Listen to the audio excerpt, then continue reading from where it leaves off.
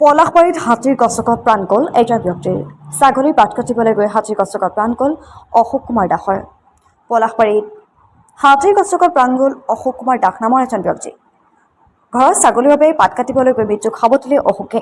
ৰঙামাটিৰ ৩ নং মাঝিপাৰা নিবাসী আছিল অশোক কুমাৰ দাস। তেখেতৰ বয়স আছিল 53 বছৰ।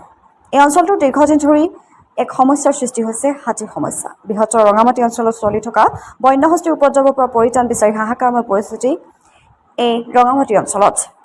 কামৰূপৰ বন সংমণ্ডলৰ অধীনস্থ লোহাৰঘাট বনাঞ্চলিক কাৰ্যালয়ৰ অন্তৰ্গত ৰঙামাটিত সংঘটিত হয় এই ঘটনা।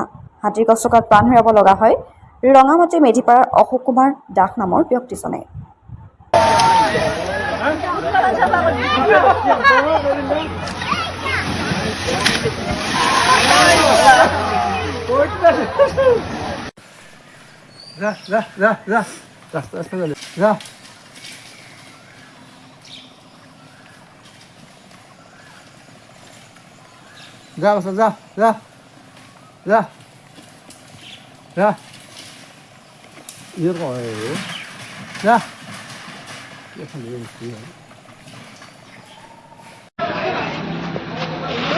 tôi có cái hành vi tôi đây có tiền là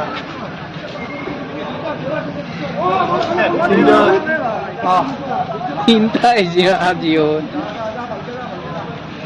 orang di sini orang pergi dari sana di berat seguro oi besi bisa mana tadi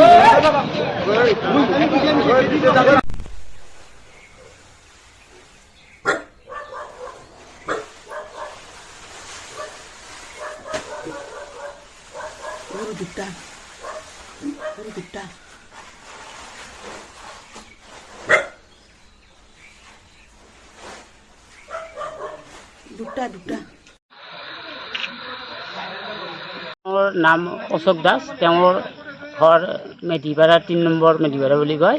এতিয়া কথা হ'ল তেওঁ মানে এই ছাগলীৰ কাৰণে সেই পাত কাটিব আহিছিল। এনেতে হাতী কেতিয়া আহিল তেওঁ গম নাপালে।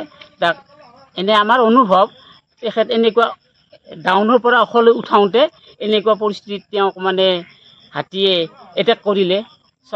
চটকিটাৰ মাথাৰ এইটো উঠাই দিলে আৰু বিভিন্ন গাত জখম আছে। আমি আৰু এতিয়া তাত ওচৰত গ'লেও আকৌ আমিতো তাক চুব নোৱাৰোঁ। এতিয়া পুলিচ প্ৰশাসনৰ কাম, ফৰেষ্ট ডিপাৰ্টমেণ্টৰ কাম, তেখেতসকলে কি কৰে, কেনেকুৱা ব্যৱস্থা লয়। বয়স তেওঁৰ প্ৰায় 53, 55 এনেকুৱা আৰু হয়। এতিয়া মানুহজন পাত কাটিব আহিছিল, কিমান টাইমত মাৰিলে সেইটো ঠিক ধৰিব নোৱাৰিলোঁ আমি এতিয়া আৰু গম নাপাওঁ। এনেই ঘৰত ৰিটাৰ্ণ হৈ নাযাত মানে তেওঁৰ ঘৰত বিচাৰ খোচাৰ হ'ল, তাৰ পৰা আহি ইয়াতে দেখিলে আৰু